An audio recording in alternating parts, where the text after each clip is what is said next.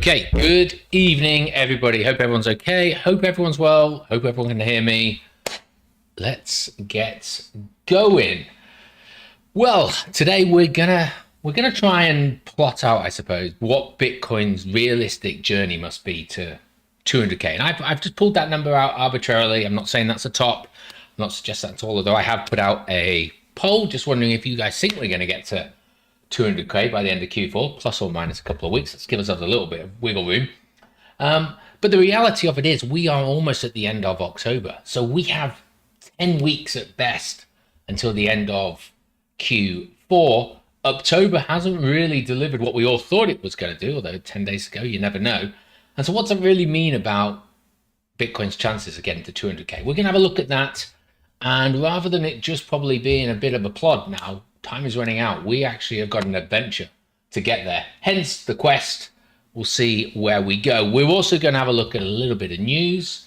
I won't spend too much time on that. And then we're going to get into some charting. I'll tell you what, the way price has behaved over the last 10 days, it is wild out there to try and do any TA. Going down on the lower time frames can be particularly difficult. But what we're going to do is we're going to have a look, see if there's any sort of patterns emerging in sort of lower time frames. We can try and see where some directions are going. But of course, we're going to stick to big picture. Well, we're going to have a look at, not just stick to, look at big picture stuff, just making sure that we are still moving in that direction. As always, if you have any questions, feel free to drop them in the chat. I will promise you I'll get round to them. And we'll also have a look at the poll later on. So let's just jump straight in. I've lost the picture. There we go. Okay, that's fine.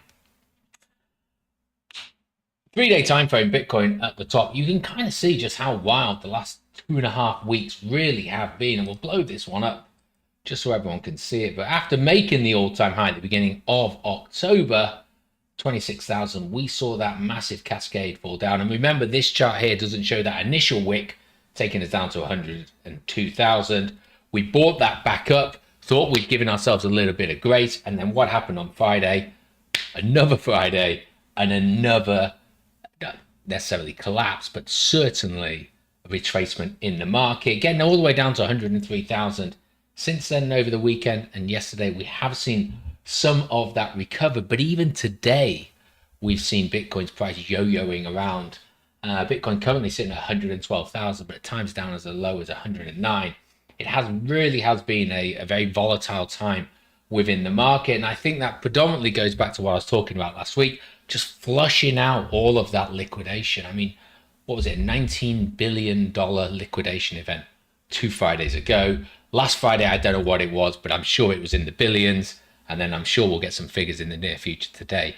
And it just goes back to my summary from last week, so I won't dwell on too much, is that this market is not really being propped up by spot, in my opinion. It's either by ETFs or it's by leverage trading. And so market makers are targeting that, targeting the vulnerable like ourselves. So we've really got to play that well, particularly if you are trading, just thinking about how you're going to do that. But looking at the actual chart here, what I was wondering when I spoke on Friday was just sort of how far this could go down. We were having a look at that 101,000, 102,000 kind of level as that sort of strong support. And whilst we were on the call, we actually saw it turn around based on some fib levels. Go back to Friday if you want to have a look at the reason behind that. And we haven't really seen it retest those levels. Matter of fact, it's actually made that strong move. And we've gone to the daily, you'll sort of see we were initially battling in and around that 107,000. But today has seen us climb through the 109,500 level, that really strong support and resistance that we've been sort of using for, let's face it, the last 6 months. The fact that we are over there with only 5 hours to go until this candle closes gives us some hope that we are back in that range. I'm going to start talking about timeframes a little bit later on. We've kind of been working within 2 ranges for the last 6 months of discussion. I mean, okay, you could argue there's a third up here, but where those lines are drawn, I kind of feel that given last week's events, we really actually should probably be considering this as one complete range. And it's sort of a 5-6 months duration within that, which is something we've seen before in this cycle. Bitcoin gets to levels and then it ranges out. We saw that in March of 24.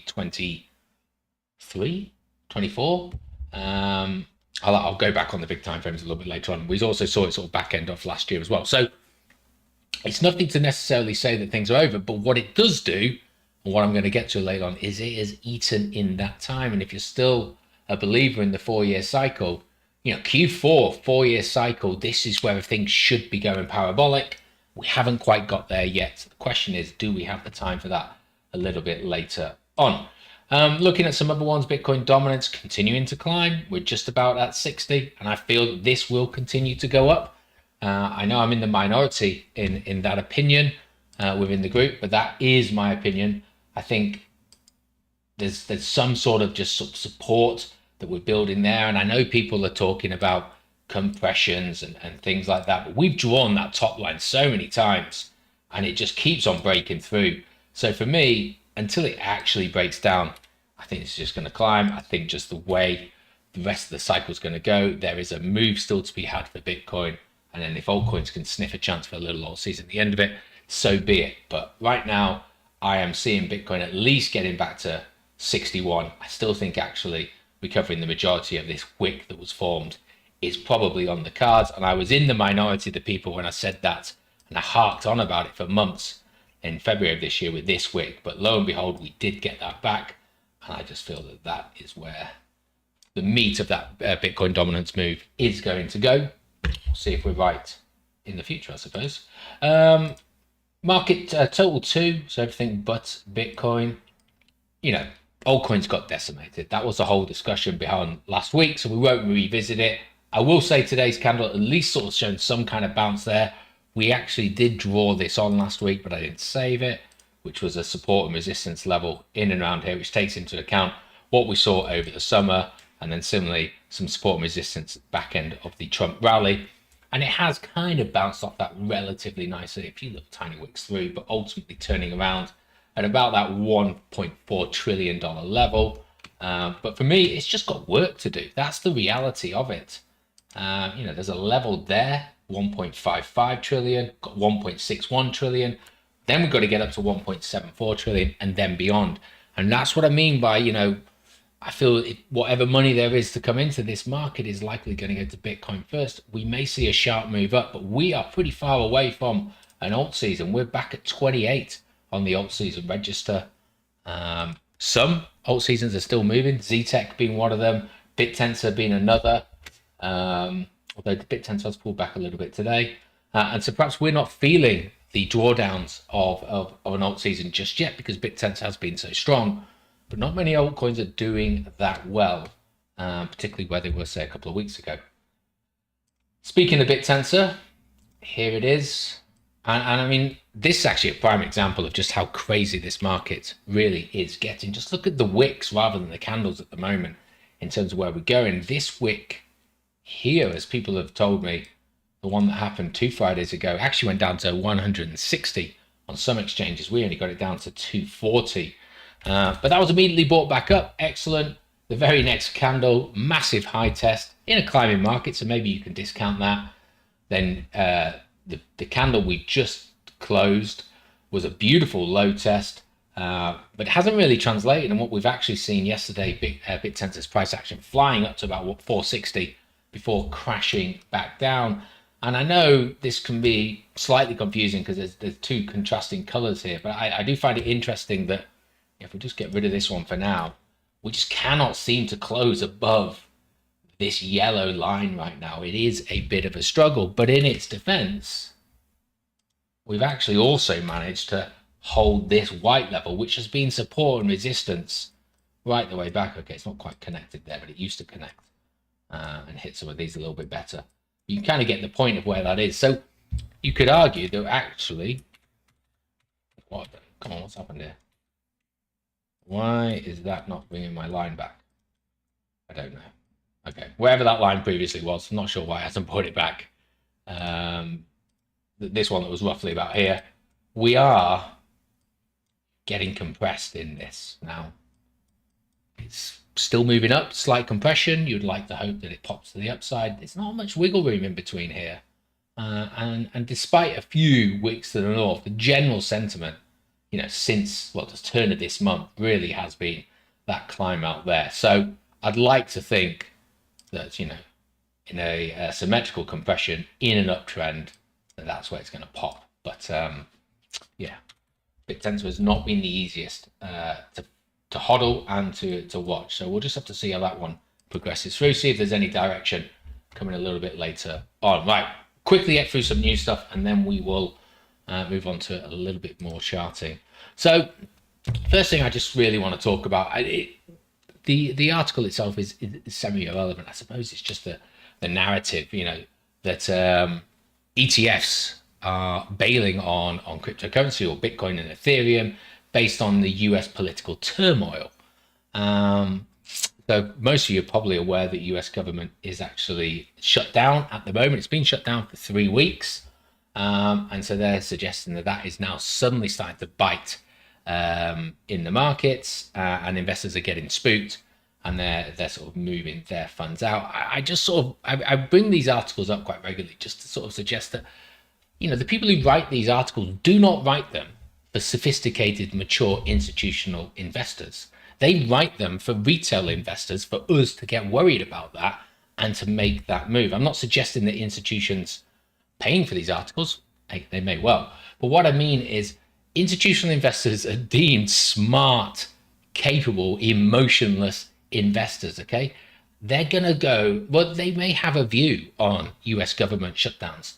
They are gonna have reams of research on what that actually does to the market and the psyche of investors, and they're going to act on that, not on just the fact that it's shut down. We better move out. And I get it. You know, we look at the Bitcoin ETF, and for the last 5 days we have seen outflows, but the government shut down on the 1st of October, and since then, if we just look at BlackRock, we've had 466 million, just under 800 million, just under a billion, just under 900 million, just under 420 or 430, 255.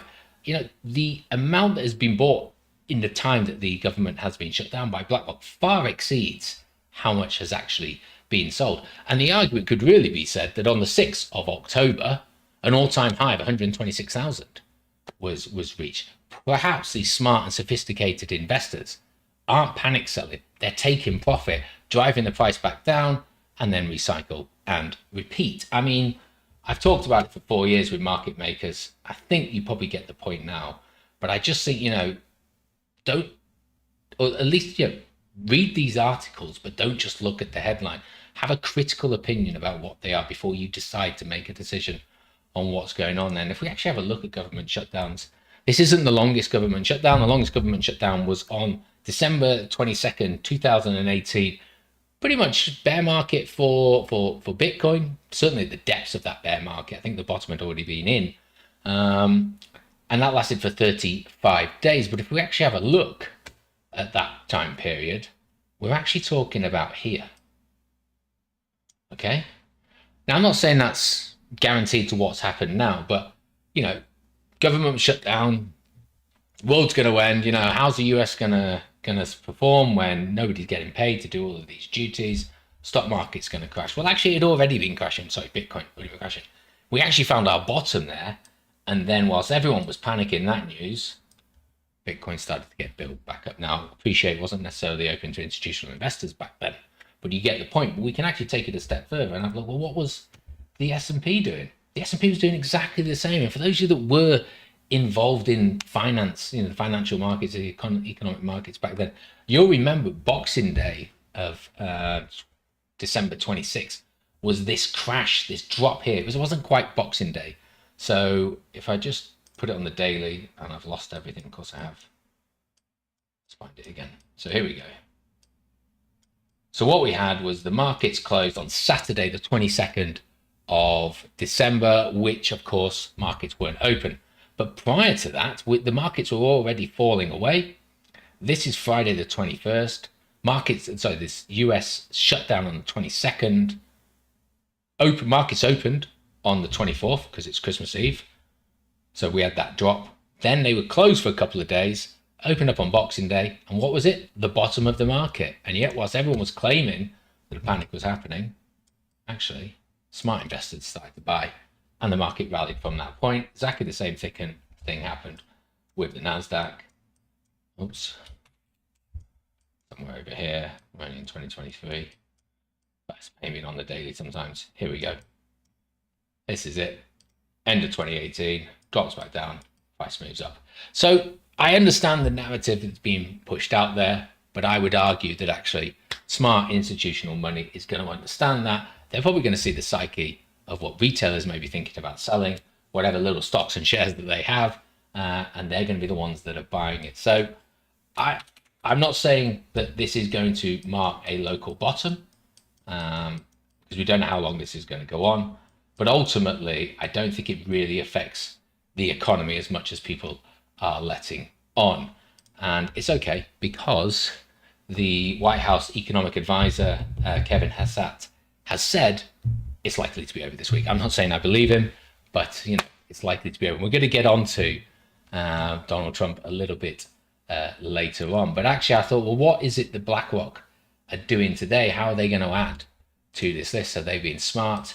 And they've done a little bit of a hokey cokey, actually. So it's a bit hard to tell. They did remove 450 Bitcoin this morning. Then they put back in 570 Bitcoin. So we'll just have to wait till close of day. Left foot in, right foot out, all that kind of stuff. We'll have to say, I don't think there's too much really to worry about. And this is difficult to see, I appreciate, because I can't really zoom in on it. But what you can see in this orange here is the total balance history over time. And ultimately, it has gone up. At one stage, it was 803,000. We're down to about 802, 801,000. So a little bit of Bitcoin has been sold, but we're not seeing massive, sharp sell-offs. And so canary in the coal mine, until we really see that, do we really need to be concerned? I don't necessarily think so.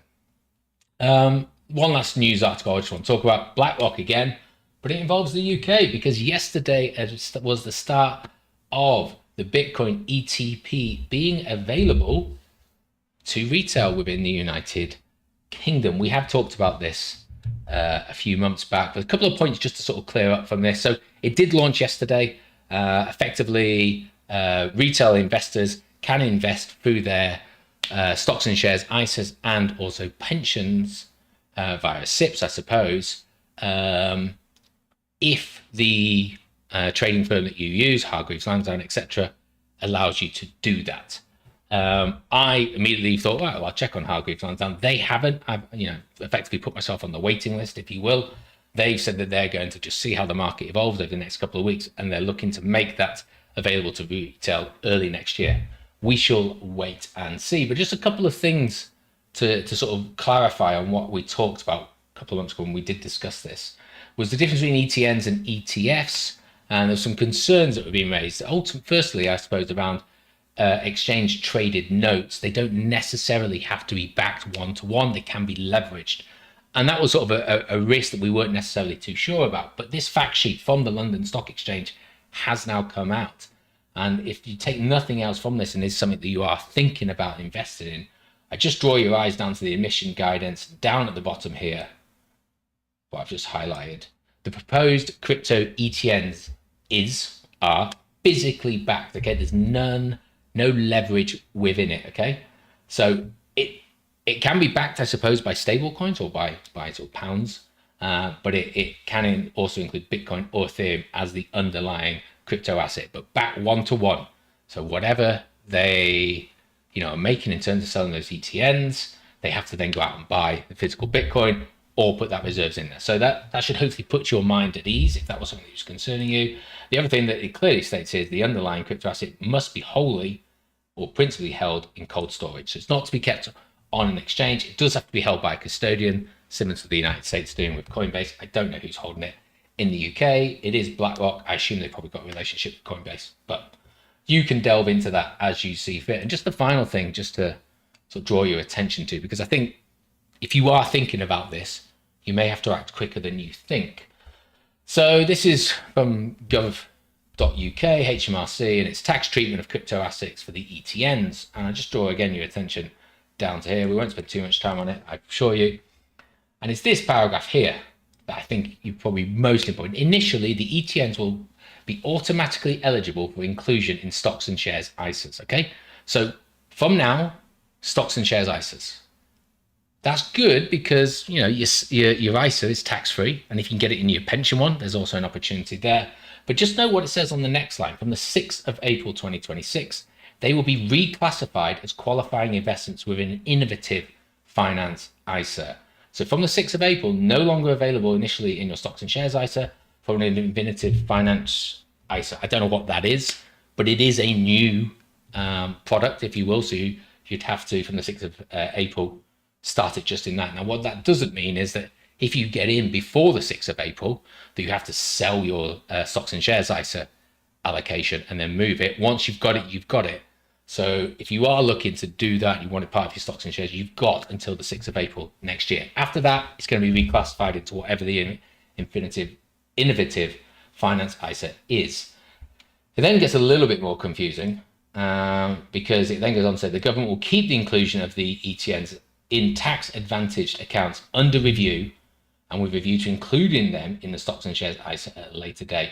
So they're kind of just saying, look, I don't know why they're doing it this way, but you've got an opportunity for stocks and shares initially. Then from the 6th of April, it's getting changed. And then basically they're just going to be led by whatever the government decides to do. So bear that one in mind if it's something of interest to you. I'm not an accountant. Speak with them if you want to go into it any further. That's just my understanding of it. Anyhow, right, that's it. I just wanted to cover that because some of us might want to actually do that. And what I will say is I'm going to do it. When I can, I'm going to try and put some of my SIPs allocation into it as a fire and forget. I never had the opportunity to do it with Ethereum.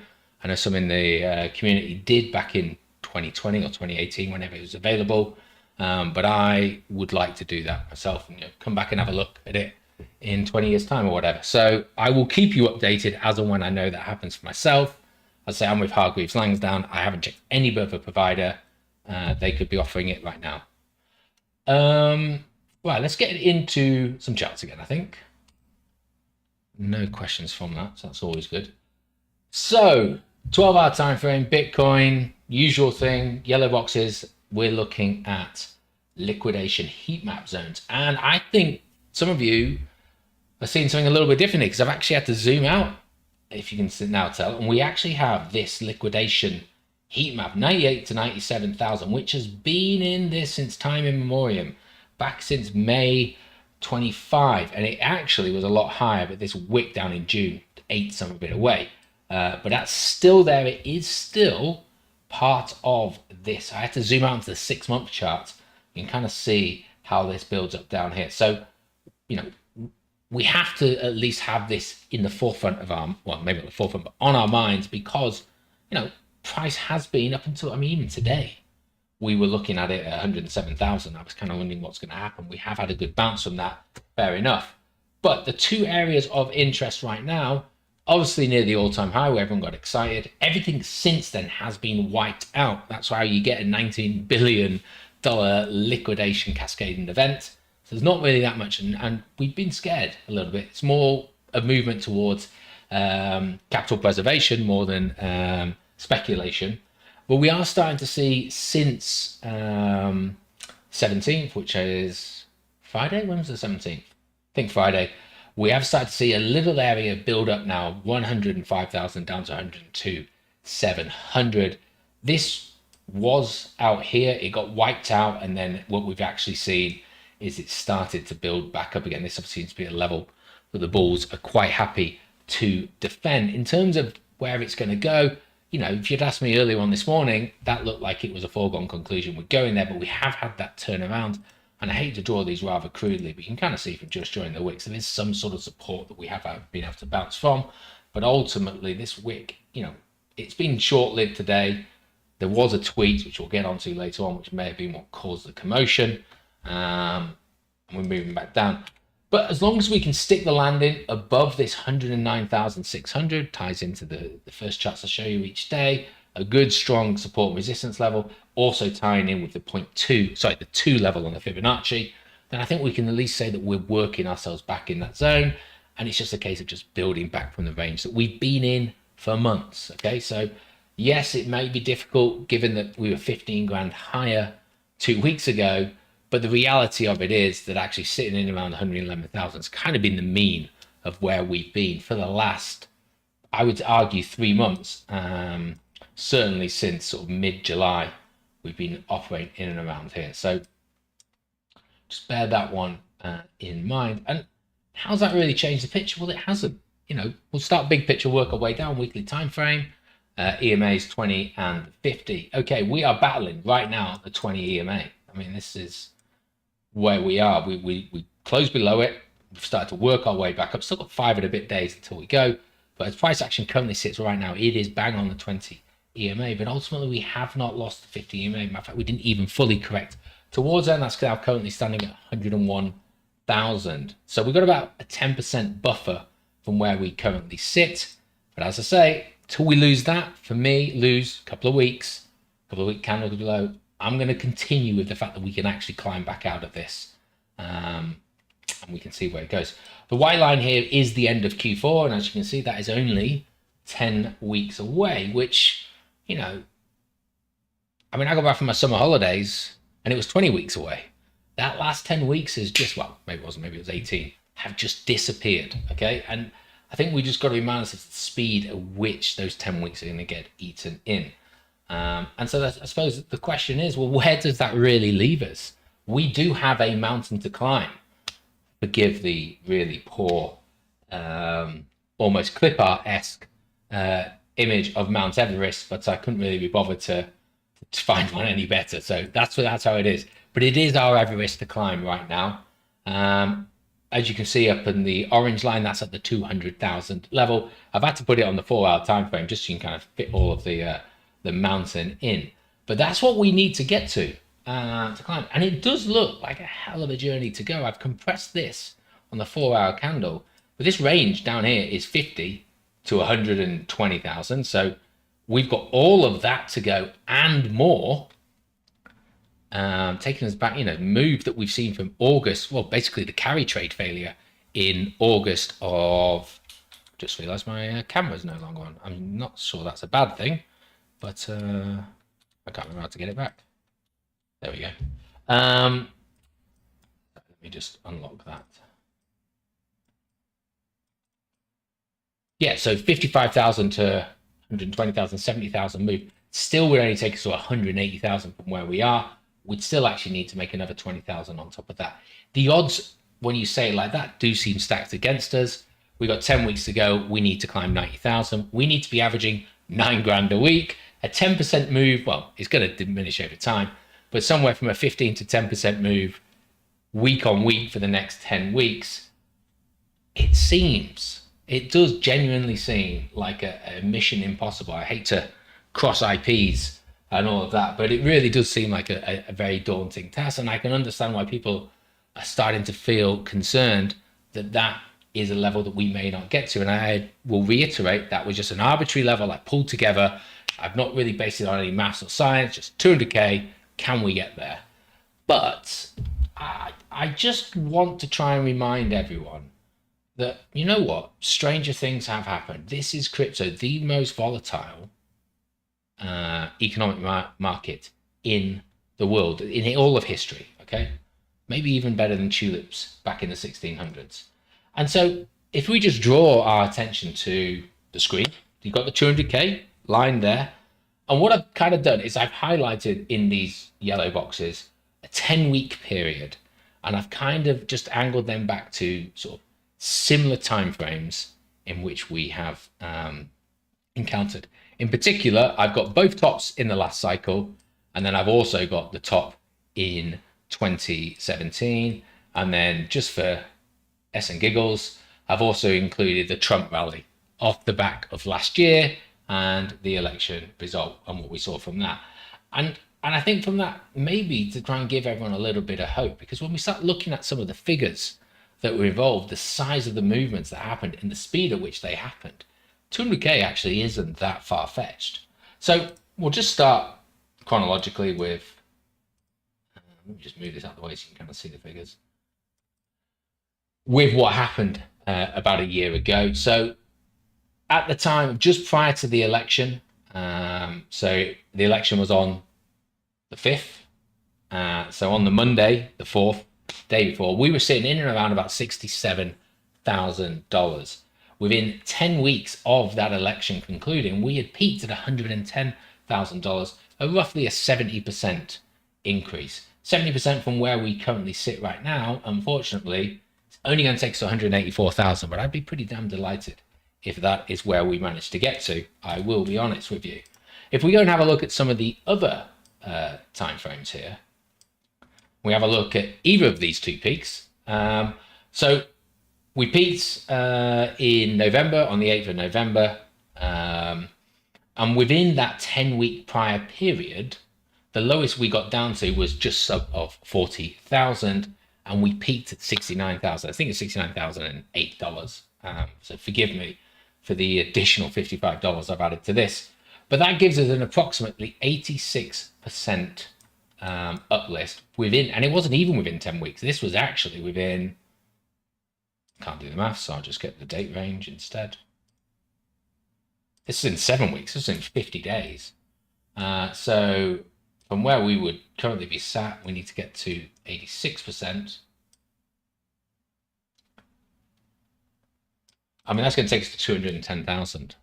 So even what we saw in the last 50 days of the last cycle, that's 85% move, perfectly achievable. Now we've got the time before.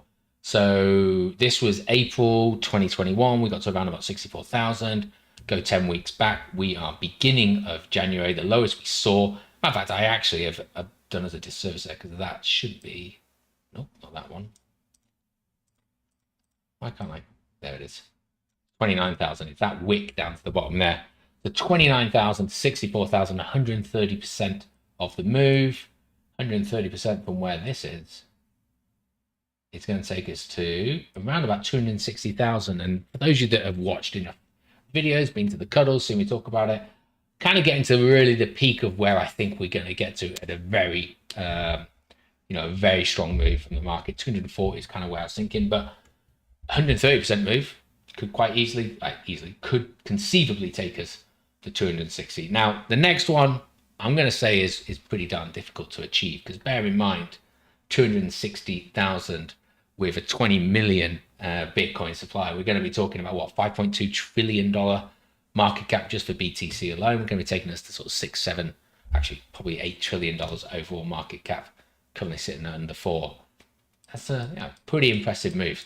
We start to then go back to 2017, and Alan asked me in the chat to do a poll of not this one in Discord, of what cycle you're in. So those of you that have, this is your third cycle, you were around for 2017, even if you got in it late, like I relatively got in it late, the last 10 weeks of the Bitcoin cycle, we went from 4,000 to just under 20,000, a nearly 400% move in price. And this was one of those times where you were just constantly looking at your portfolio going, we have actually done 10% this week. We have done another 10% this week. I mean, obviously it was far more than that. We try and have a look at what 375% is going to be. I mean, it does start to question sanity, but that's $500,000. It's just over, actually. It's about $550,000 per Bitcoin. I'm really going to struggle with the maths here, but I'll try and do it. What are we talking about? $10 trillion, $11 trillion market cap for Bitcoin, that would be. Yeah. We'll see about that one. But again, I'm just trying to emphasize that actually in the periods that we have seen Bitcoin move late in Q4, parabolic blow off top periods, it has managed to achieve the figures that we're talking about. So it's not out of the realm of possibility, but just because it did in the past doesn't mean it's going to do it now. We need to find that spark from somewhere. And there's a lot of people that think that spark is from this bad boy, gold.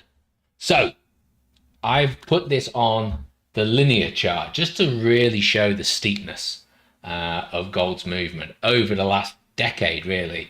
I mean, from 2014 to end of 2019, pretty much just my stable coin in and around $1,400 per ounce.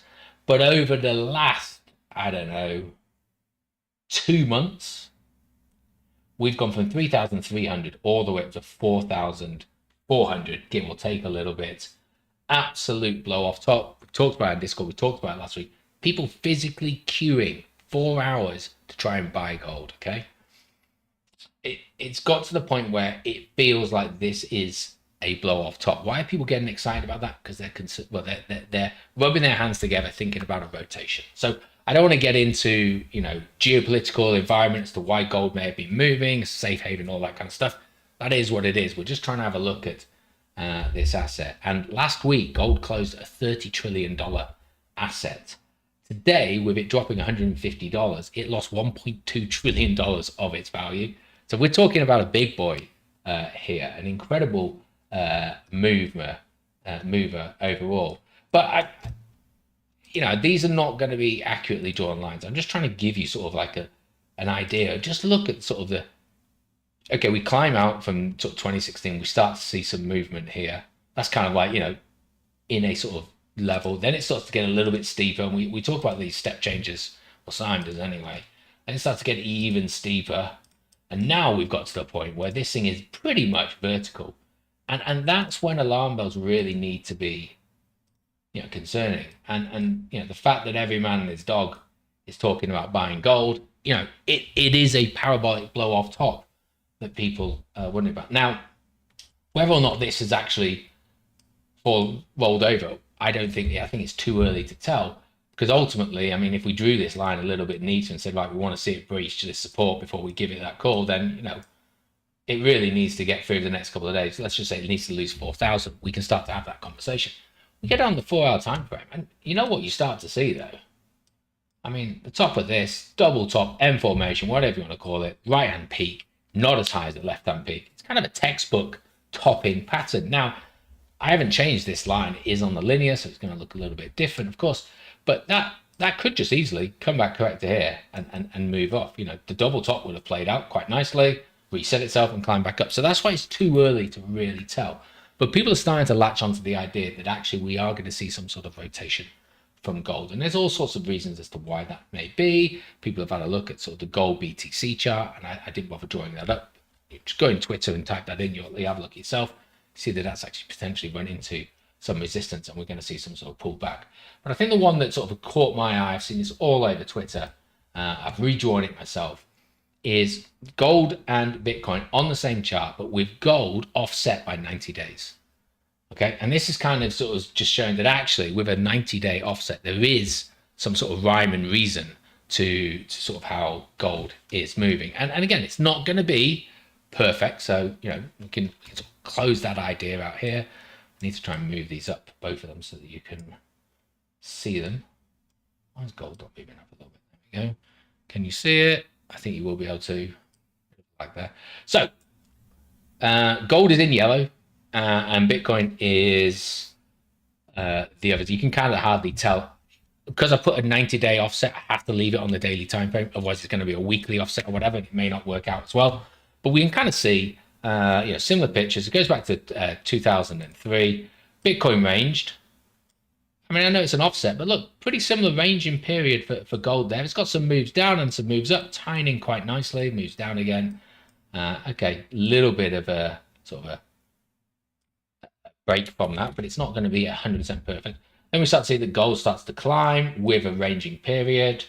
And what's happening with Bitcoin, it climbs it with a ranging period, continuing that climb, same. Then we start to see a bit of a pullback. Bitcoin pulls back, start to see that move up, gold and Bitcoin moving up, then hitting that range period. Bitcoin's still in that range period, and we're starting to get close to where the offset would be. The offset, in theory, is going to be here, sort of mid-November. And then we've got a couple of months, which would take us ever so slightly beyond end of Q4, where we see this parabolic move up. And that's, oops, I've got to leave it like that, I'm afraid. That's where the similarities are being associated with, that actually we're likely to range for a couple more weeks in and around this. I still think we've got an opportunity to get to all-time high again. I'll explain that within our range. But then what we're going to see is the rotation is in full flow of gold into other assets. And it won't be all directly into Bitcoin. It'll be just risk on assets, which will filter across, which will give us that next leg up.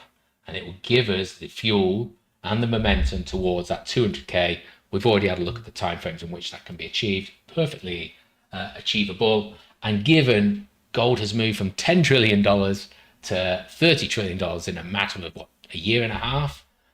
It pulls back even, let's just say it does pull back realistically down to sort of this range level, 3,300. It's going to lose $7 or $8 trillion worth of its value, probably never so slightly a bit more. Let's just call it 10. That's not all going into Bitcoin. I accept that. But even if only 2 or 3%, sorry, 20 or 30%, 2 or 3 trillion of that sort of starts to work its way into this highly volatile, injected into your veins because you're greedy as anything kind of asset, we're going to see that market cap rise. That ties me back to why I think Bitcoin dominance will do better over the short term, and then we may see that rotation and that cycle going through. But that's sort of what's getting a lot of people excited. I'd say there's other reasons within there, but I think one thing that a lot of people are just forgetting about is, I don't know whether it's a demon or the angel, but it's this guy. It is this guy here, Donald Trump. And whether you love him or you hate him, whether you think he's a goodie or a baddie, he is the market now. And I just, it has to be that. You can do all the TA you want. He opens his mouth once. He gets on Truth Social once. Everything is out of the window because he says it how he sees it. And he really is trying to be the boss of the world. And even today. So for those of you, I did last week some of his other tweets relating to the tariffs. I won't go into it. But today's price action was, we saw this move this afternoon. Flew up, okay? I know I'm in a short time frame. Saw this big move up. Came up. We get to 4 o'clock. I think it was actually 5:24 UK time. Donald Trump gets on Truth Social or Twitter, which I don't know whichever one it was on, probably Truth Social, and says that the meeting with China is now unlikely to happen. And the markets immediately turn around and they don't collapse, but one tweet, which doesn't, he didn't, expand on it to say it's going to meet next week or whatever, as in negotiating totally broken down, just we're not going to meet this week. Market goes and corrects like that. We saw it with the tariffs and how he plays the tariffs. He just relies solely on social media to get his message out. And because we are leveraged degens, we react to that because we think there's something to it. So it is, let's go back onto the weekly time frame. I've lost his picture now there. But, the reality of it is, thanks to ChatGPT for these amazing images, is he the angel or the devil? Because as much as he can hold us back, he actually also has the power to project us forward in terms of motivation, of stimulating the markets. And if you think about where we are, do we really think the United States are going to tariff China imports 155%? Probably unlikely. There will be a tweet to resolve that. We've got the US government shutdown. That will get reopened. Then he'll go into negotiating with the Democrats about whatever it is, the bills. But there will be stories, positive stories to be spun off the back of that. We've also got a FOMC next week. We don't know which way it's going to go. We kind of do. Looks like it's going to be another rate cut. We know Donald Trump's going to start tweeting about that, whether it's slagging off Jerome Powell or he's talking about finally we're starting to see those moving down. The power of how he's going to broadcast that message is what, unfortunately, is moving the markets right now. And we've got to accept it. I think it has been, in the time that he's been in, a net positive. Let's just get rid of these. Ultimately, so where was it? November 4, we were at 50 or 67,000. Yes, we've had downturns as well, but we've generally trended upwards. So he is a net positive. And I think if that keeps on going, we are going to ultimately see it. There's only so much he can spin, of course, and those spinning plates at some stage may come crashing down. But as long as he can try and control those for as long as he can, the narrative, I think, will continue to drive that up. So whether you're a believer in the sort of redistribution of gold into risk-on assets, or Trump and the power that he produces to maybe not deliberately manipulate the market, but whatever he comes out with does seem to impact the market, or a little mixture of both, there is still plenty of potential left within that market. I think the point that I'm really trying to make, and I make no excuses for the next 2 months of harking on about this, is the reality is that we are on borrowed time, and we will go into economic understanding of why I think we're on borrowed time. I've alluded to it in the past with how interest rates come down doesn't necessarily mean it's boom time. Just because we turn the money printer on doesn't mean it's necessarily a boom time. We have to wait for those to settle. We have to wait for the money to actually work its way through into the markets. And that is a lag of sometimes 6 to 9 months. We'll go into all of that. We will make those points, and I will continue to make those points because every cycle, people say this time is different, and then it isn't different. And in the bear market, everyone says, I should have known it wasn't going to be different. Well, guess what we're getting now? This time is different, Harry. ETFs, interest rates coming down, etc. The cycle's not going to end in a matter of months. We've got to have it deep into 2026. This time is different, and it may well be different, but let the market show you that it's different. Plan for it not to be. Be skeptical now. Be skeptical. We've had 4 years, 3 years of being able to be, optimistic. Now, try and be a bit more skeptical of the data that's coming out, and just sort of question whether or not you're just letting your emotions give you the answer to what you want to see, or you're actually considering what the other side of that will be. And I will continue to voice that for the next couple of weeks. And if I'm wrong, fine. But I just go back to what everyone says every cycle. This time is different, and it always isn't. So we'll see. We'll see where that sits. And, feel free to message me on the 1st of January 2026 and tell me I'm wrong. I will say, come on, give me a little bit of leeway. But generally, I think that's where we're going. Anyhow, let's actually have a look at some charting on these charts a little bit closer to the timeframes we're kind of dealing with. Bitcoin daily time frame, we can kind of see the collapse that's happened. Draw your attention, mentioned it on Friday, we turned around in and around the 200 EMA. And despite what I just said about Donald Trump releasing his tweet at 1724 and the market's turning, we can actually also see smack bang hit the 50 EMA and a very strong rejection from that. And today's Bitcoin cap, there's no vector from it, no increased volume. But the buyers have had a good time, the sellers, so the bulls have had a good time, the bears have had a good time, and we're kind of just sitting in no man's land in and around the 10 EMA. It is a positive, we are up on the day still. We're $1,400 up from where we started. That's nothing to be sniffed at, particularly recovering from the lows we saw on Friday of 103,000. And I also would suggest that, okay, we have rejected from that 50 EMA. I want to actually see a move up there.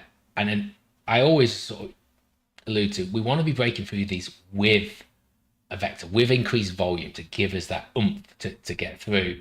But we saw last week the 50 EMA was being pretty strong and brutish for us, and it's continuing to hold it. But I stand by, we are still within this wide range, and all the previous vector candles in that range have been recovered. So I do expect those to be recovered. Daily time frame can take some time. I completely accept that. But the past performance over the last couple of months gives me no reason to suggest that that isn't possible unless we have a sudden and drastic change in market sentiment and market structure. So until that happens, I will quite happily suggest that this is the next direction. And the battleground is 114,000, that 50 EMA on the daily time frame. Moving down onto the lower time frame, we kind of have a little bit of a better look. So since losing that all-time high, again, we have continued to fall down. The 50 EMA has really beaten us through. But look what's gone and happened. I'm not doing the counts here, but we've sort of formed a bottoming pattern. But most importantly, we broke through that 50 EMA with a green vector candle with increased volume. Now, sod's law, the 200 EMA was right above us, and it went, no, not today, we're coming back down. But the fact is we have managed to break above that 50 EMA with a vector candle, which we have not lost since, okay? So we've still got 10 minutes left on this candle. We need to see how it builds. Perhaps we go back down to the daily open of 110,400, 500-ish, which is where that 50 EMA is. Also kind of ties in with a 50% pullback of that vector candle. There's a lot of understanding there. But right now, bottoming pattern, right-hand side of that bottoming pattern showing more strength than the left-hand side, broken through with the 50 EMA. I don't see anything particularly wrong with that. And again, I showed it on the daily time frame, and as I said to you, it's harder to actually achieve some of those levels on the daily time frame.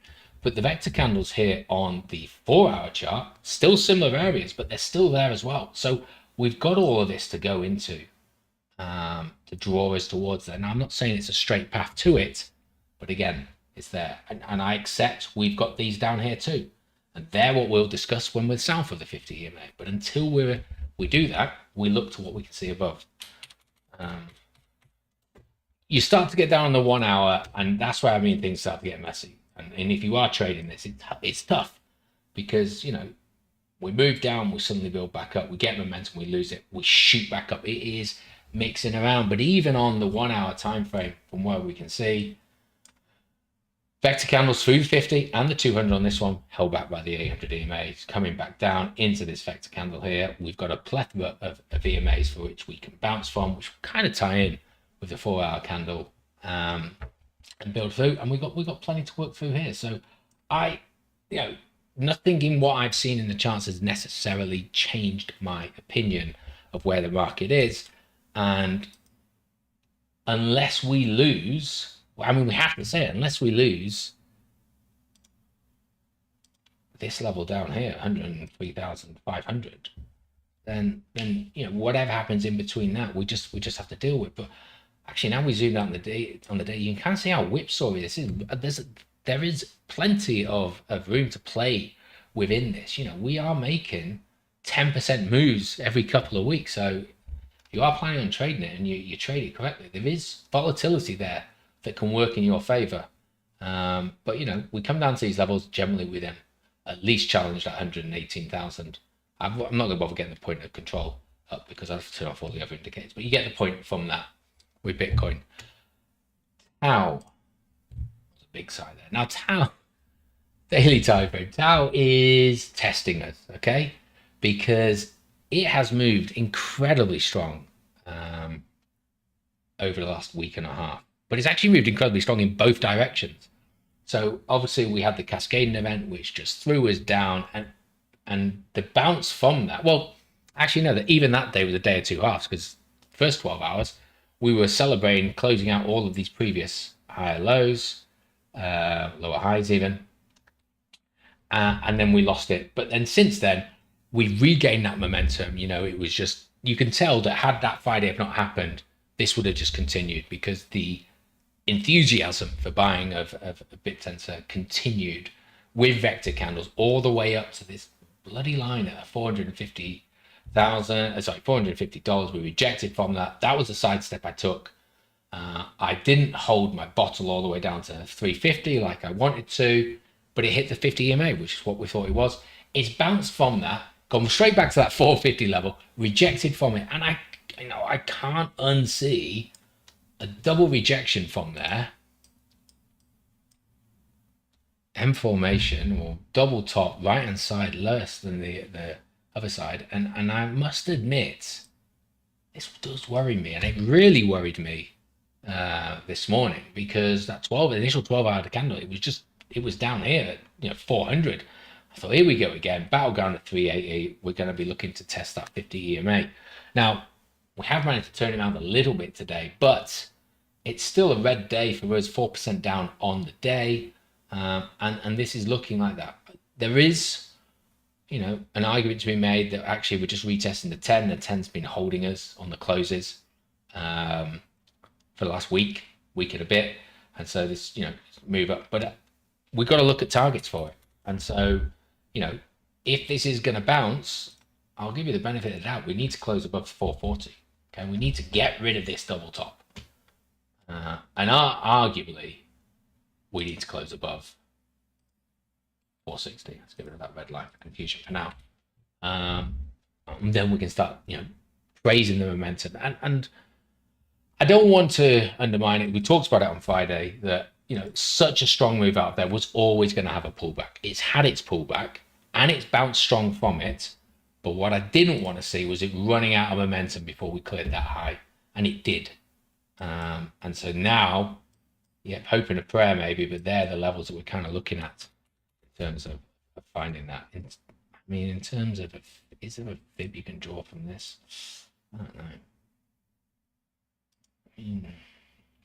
Maybe there, if you did wick to wick, I wonder. Okay. I've done wick to wick this time just because it's such a long wick down. come back down, hit the 0.5.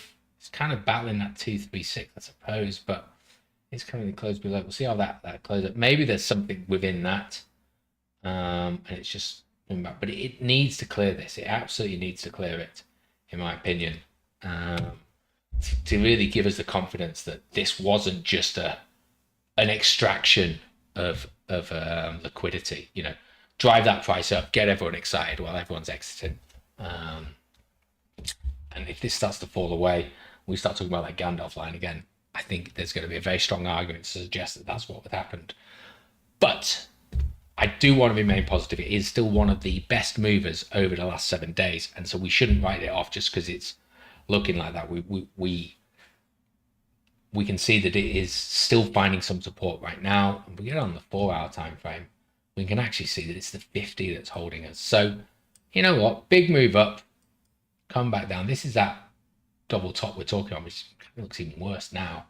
But the 50 is holding us, okay? It has been holding us. 200's got us here for the on Friday's big move down.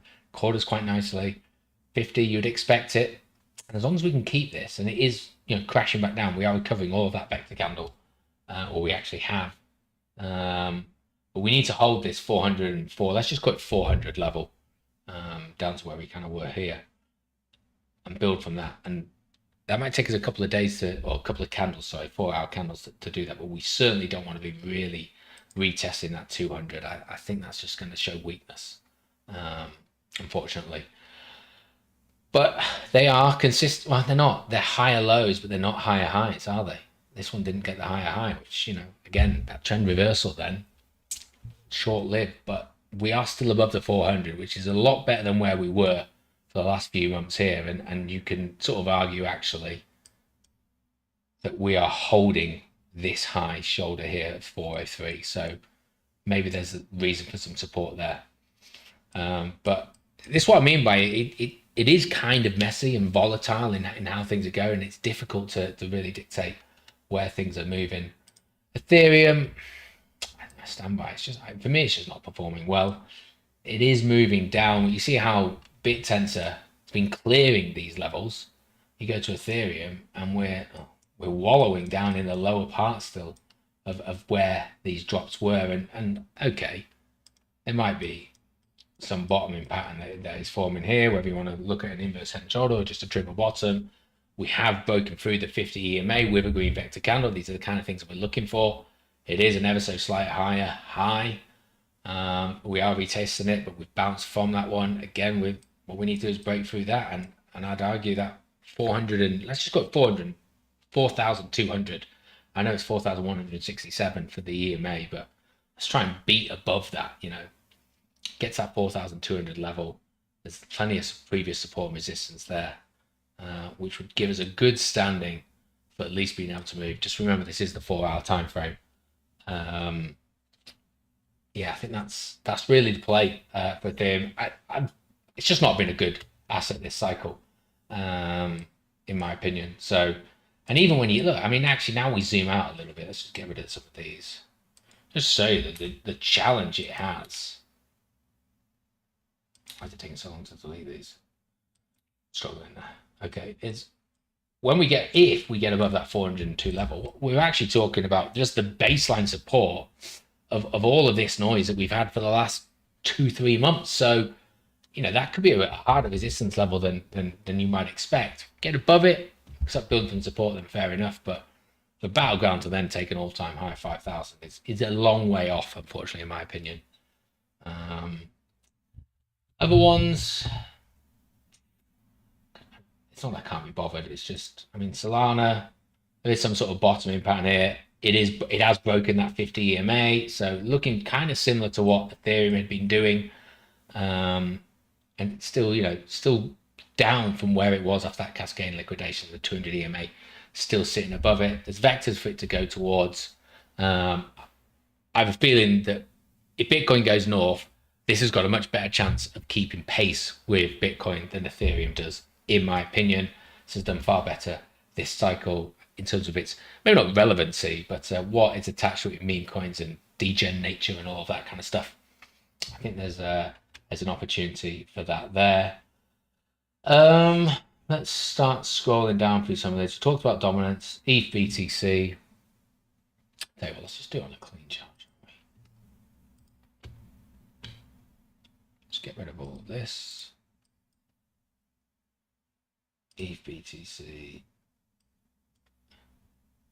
So again, we're still below that line. It goes all the way back to 2023 alt season. As I said, it's starting to diminish away. And as I've mentioned for the last 2 weeks, Ethereum is 20% of the market. So that needs to move for alt season to really dictate and for Bitcoin dominance to start to fall.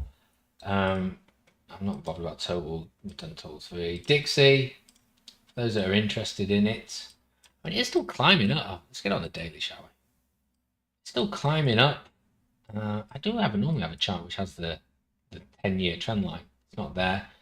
You know, that everyone we got down to 97 and thought it was just going to fall away. That hasn't really happened yet.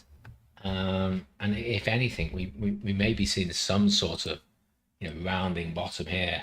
I think just be careful of that sort of 100 level. See what happens next week, I suppose. Nasdaq all-time highs just continue. Yes, pulled back, but it's recovered everything that it lost on Friday. You know, and don't forget, the traditional market suffered as well, but they didn't suffer as badly or as longly because of liquidations and degen nature, how that worked. But pretty much back at all-time high. S&P not quite recovered everything from the drop, but it's pretty close.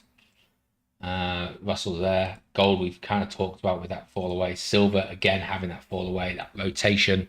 I'd be keeping an eye on this one certainly. And then in terms of some of the other sort of stocks, we are in earnings season. Coinbase, just really, it finally closed that gap, but we're starting to see it pull back down. Earnings is in about a week's time. Circle, I actually bought my first allocation of Circle yesterday at 130, so kind of where it sits now. I'm just going to start slowly building into that. I kind of feel like I should just wait until the bear market.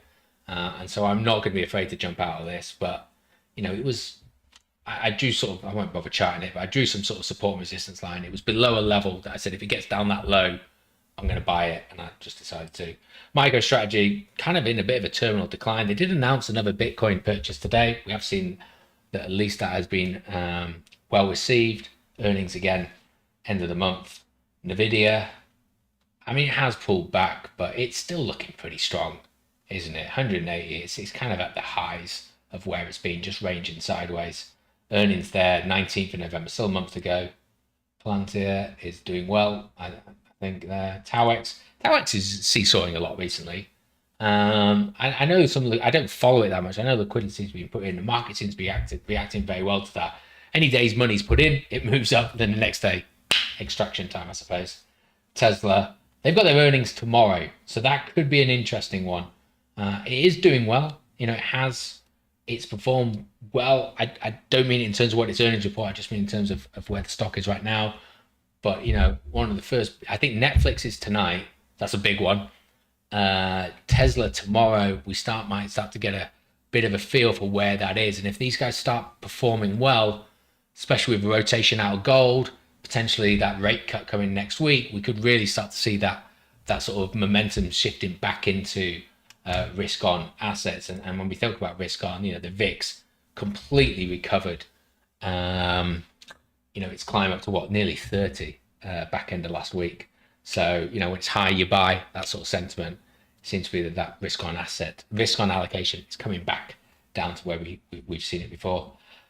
Right, I think that's probably it. Rattled on for an hour, which I'm sure most of you will be grateful for me to be jumping off. Anything else really to say? Trading Pub on Thursday. I'll do some charting. I know I can't do charting on Friday. It's half term for me tomorrow, so I've got the kids. No charting on Friday. If I can do some Friday evening, I will, but there won't be any done during the day. And next week, it won't be Tuesday. I'll be going live on Wednesday because I'm away at a wedding. So yeah, it'll be next Wednesday. Unfortunately, well, it's great news that the cuddle is sold out, but there are no more tickets for that. So hopefully you guys that wanted to go are going to be there. Good Christmas party all round. Remember to book your accommodation for that if you are planning on staying.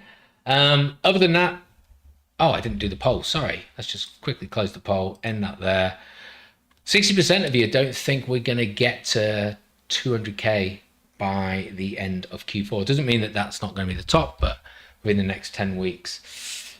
I didn't vote on it. I'm going to go with no, we're not. But I think you'll be amazed at how high Bitcoin can climb in the right conditions. That's how I'll call it.